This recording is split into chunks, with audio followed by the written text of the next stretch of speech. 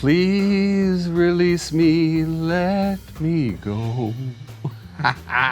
What's up, Mojo Tears? It is your cat daddy, Jackson Galaxy, and what does my terrible rendition of that song have to do with today's question? Let me just get to it. This is a question that gets asked to me literally all the time. I know I say that all the time, but this one I'm talking like every 10 hours. Like I get somebody on Facebook or Instagram or yelling at me from across the street, like, hey, Jackson, my cat doesn't let me sleep. I'm not getting any sleep, Jackson. It's like having an infant. I'm going nuts, Jackson, all the time. Luckily, we get to answer that question today. So our question comes from a lovely person named Anael. Hope I'm pronouncing that right, Anael. And her cat's name is Chyna, with a Y, Chyna. So let's take a look at what Anael has to say. Hey, Jackson.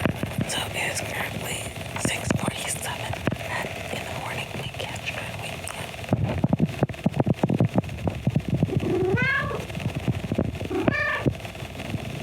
Every day at 6 in the morning. How do I get her to let me sleep? Hey Jackson, it's a little bit later in the day now. It's 8:38 in the morning. So I have a cat. She is 1 year and 8 months old. Her name's Chyna. For some reason, always around 6 in the morning, sometimes 5, on crazy days 4 in the morning. She just starts meowing and whining, and she just wants everybody in the house to get up and just start their day at 6 in the morning with her. I've tried many things. I've tried ignoring her. I have to say at first I would just immediately get up when she did that. She just walks around the house meowing until somebody gets up and shows her the attention she wants. And I know it's kind of bad because I don't know if it's bad, but I don't know if I'm like reinforcing bad behavior, and I really wouldn't want to do that. Yeah, and then I've also had this advice that I should just lock her out of the room and she'll understand eventually. Yeah, she'll make a lot of noise, but eventually she'll understand and she'll say, you know what? Well, nobody's getting me the attention I want. I guess I'll just stop. What do I do in those cases? How do I get her to let me sleep at least till 8 in the morning and not wake me up at 6 in the morning?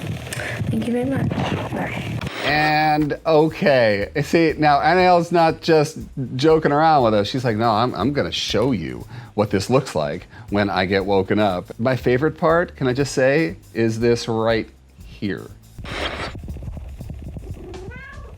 That's our life with cats, waking up in the morning with what I call a back-ended compliment. Oh, Jackson. Before I say any solutions or anything, just speaking straight to you, Anael. So just imagine that you had a 16-year-old or 15-year-old in your house, and your 15-year-old's like, I got my learner's permit, can I borrow the car? No, you can't. Please, can I borrow the car? No, you can't. Please, please, please, please, please. No, you can't. And then they sneak off and they steal the car. That's what you got right about now. And that's Chyna in a nutshell. So the good news is she will begin to grow out of this. Her energy is shooting all over the place right now. She just wants to push buttons and see what she can get away with. And really, after her first year or 18 months, so yeah, you might have another year of this, but hey, knock wood, long life for Chyna, and it will subside on its own to a certain degree. With that said, let's get into what you can actually do to get some sleep. One thing that's important, Anael, that you actually referenced was that you ignore the cat, or you try to ignore Chyna. I've tried many things. I've tried ignoring her. I have to say at first I would just immediately get up when she did that. If you just get tired of dealing with it and you either get up to feed your cat, play with your cat, and even if you throw a pillow and you're like, Chyna, cut it out. Not to say that you did that, Anael. I'm just saying, I've done it. Hey, there you have it. There you have it. Or just yell at them, or just say, please, just leave me alone. That is a variation of not ignoring and rewarding behavior, because she knows that if she does what she does, you will respond. So yeah, and everybody out there, one of the hardest parts of solving this issue is just seriously ignoring. Like, I do not hear you. I'm pretending to be asleep right now, and I'm just gonna do this until you stop doing what you do. I know that's hard. And if you feel like you just can't do this course of action, at least reward the silence. At least wait until Chyna just stops and settles in. Then you can be like, let's go have some food. you know, even if it's too early for you, but you're already awake, just reward the silence and not the tantrum or the different versions of the tantrum. Now, this part is a little more complicated and a little more regimented, and you're gonna hate me for taking you through it and everything, as you might for all of this, but you're gonna hate me less than you're probably sick of Chyna every morning, you know, putting her butt in your face at 6:30 in the morning. There's this thing that I call the 3 R's. The 3 R's: routine, ritual, rhythm. This is how it works. You start doing something every day. That's a routine. You're getting into a routine. After about 3 weeks of doing that or so, that turns into a ritual, meaning that it's invested with something. You now have a rhythm to both of your lives, a circadian rhythm. Now, naturally, cats are crepuscular beings, which is to say that they are the most active at sunup and sundown, because naturally outside, that's where their prey is awake, right? The mice and the rats and everybody else, up with the sun, down with the sun, okay? So that's her natural rhythm. And that's her natural rhythm, as you can tell by the sun peeking in through your shades, Anael, as you try to sleep, and she's like, well, cock-a-doodle-doo, let's go. Oh, like if I was on a desert island, I would never be at a loss. I'd always have someone to entertain myself. Me. Wilson! Anyway, where the hell was I? So what's important right now is to get Chyna into her 3 R's. So what's the best way to do that? Number 1 is to feed meals every day, not free feed her, okay? So you want her to expect food at a certain time. Her body then regulates around when that feeding time is. The second thing that you do is playtime, and playtime should come around mealtime. And my favorite thing to do is that your last meal of the day for your cat should be about an hour, hour and a half before you go to bed. That way you have her play energy just all freaking out, then a meal, now she's gonna go down. Hunt, catch, kill, eat, groom, sleep. Rinse, repeat. That is the 3 R's right there. So if you get her going a little bonkers at night right before you go to bed and you're feeding her, now you're getting her to the place where she's gonna wanna sleep when you sleep. And if you do it late enough at night, you can buy yourself another hour at first, and hey, 7:30 is better than 6:30 any day of the week. So Anael, I think that you bring up something that a lot of other people are dealing with, so good on you. Well, not so good on your housemates or your family or whoever you're talking about, but clearly Chyna is making the rounds and seeing like,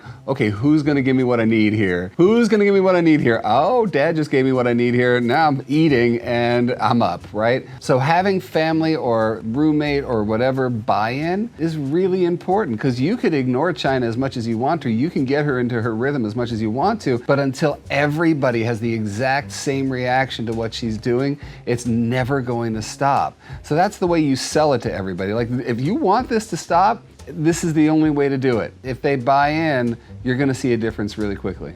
And that leads me to another point, and the point is that it really doesn't take that long. In the big scheme of things, in the big scheme of her life, getting her rhythm to adjust to your rhythm is not a long-term thing. The way I usually equate it to is jet lag. Let's say yesterday you were in Paris and today you're in Los Angeles. You're gonna wake up at 3 o'clock in the morning going, lunchtime! And what are you gonna do, eat lunch? No, you're gonna just force yourself back to sleep. And within at max, about a week, you're gonna be back in the LA rhythm of things. Same thing with Chyna. About after a week of really committing to your 3 R's, you're going to see a difference. I am telling you, when I do at-home consultations, I tell my clients who ask this exact same question, I promise you this is going to work. I don't make guarantees, but I can come really close to making a guarantee that you'll make a difference in her life and yours if you really commit to it. And if you don't, I usually give them 10 days. I say, if you really promise me that you're committing 100% to this, after 10 days, she wakes you up at 4 o'clock in the morning, here's my phone number, call me at 4 o'clock in the morning. No one's ever called me at 4 o'clock in the morning. But that's because it works. And I'll say this again, reward the silence. Right now, it's part of her rhythm and part of her cue system to know that once you do a certain amount of moving and once you say her name and whatever, or any of your family members does the same, then it's go time. Now she's gonna get food, the day's gonna start.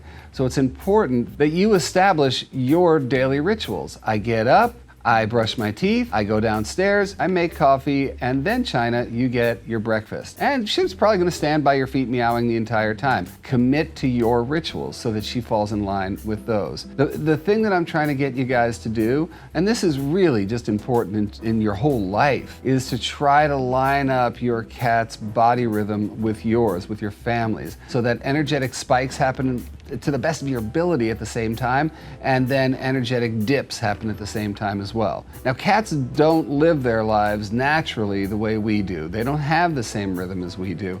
But the give and take here is they live with us. They're in our homes now, and we have to try to coax them into our rhythm to the best of our ability. Listen, whether it works 100% or it works 80%, I still think you're gonna be happy, because 7:30 in the morning is a whole heck of a lot better than 4:30, 5:30. That's the worst. And one last note for you, Anael. I really don't think that locking her out of your bedroom is a good thing. I never think that that's a good thing. I really do think that being included in the most socially significant areas of the home is so important to your cat's mojo, to their territorial confidence.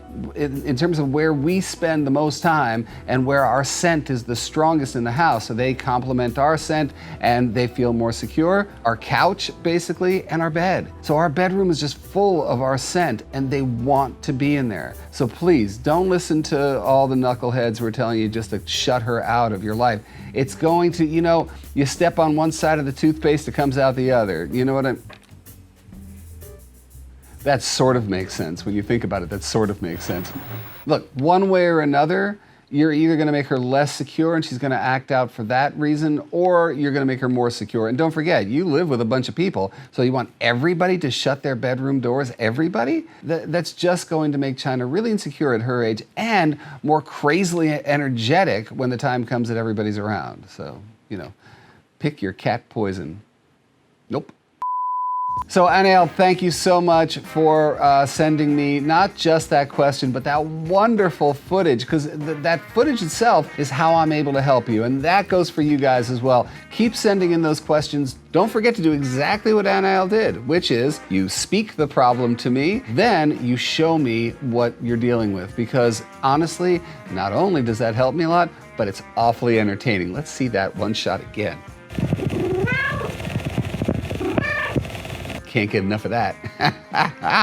All right, you guys, until next time, don't forget, hit the bells, do the things, subscribe, do all that stuff, because you don't want to miss the next time someone gets walked over while they're sleeping. I mean, that's kind of fun, vicariously, right? Okay, until next time, you guys, all light and all love and all mojo to you. Mwah.